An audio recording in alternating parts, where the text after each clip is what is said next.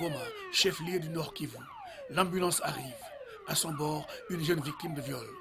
Elle a été agressée et violée alors qu'elle rentrait tranquillement chez elle. Le viol, la violence sexuelle semblent être aujourd'hui dans l'Est de la RDC le cauchemar quotidien que vivent les populations civiles.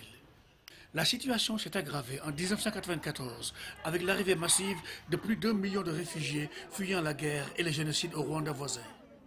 Dans la masse, des soldats des ex-forces armées rwandaises. L'Est de la RDC est rapidement devenu le théâtre de toutes sortes de drames avec de lourdes conséquences. Voici Marie-Ange Lokiana Moufankolo, ministre du Genre, de la Famille et de l'Enfant.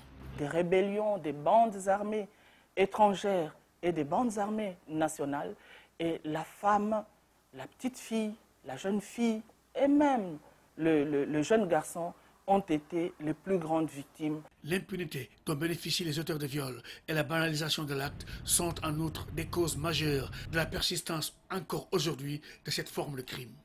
Pourtant, le ministère de la Justice dit veiller et sévit contre les auteurs des violences sexuelles à quelque niveau qu'ils se trouvent. Le professeur Luzolo Bambi, ministre de la Justice. Nous avons un officier général de l'armée, donc un général de l'armée, qui est en état d'arrestation à la prison centrale de Makala pour viol présumé d'un mineur, donc violence sexuelle.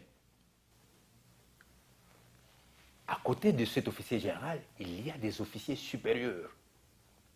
Il y en a 4, 5 ou 6 qui l'ont accompagné. Mais nous avons eu d'autres procès et la Cour militaire opérationnelle qui va au front.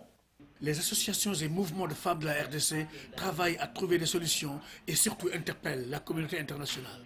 Rose Mutumbo est présidente de CAFCO, le cadre permanent de concertation de la femme congolaise. Tant qu'il n'y aura pas une sensibilisation forte au niveau de la communauté internationale pour que la guerre qui sévisse la RDC s'arrête, on aura toujours des cas très élevés, des taux très élevés de violences sexuelles, de mortalité maternelle et infantile, puisque l'infrastructure sera tout le temps détruite et à telle enseigne qu'on ne peut pas escompter de bons résultats. Khalil Gay à Kinshasa pour le Washington Forum.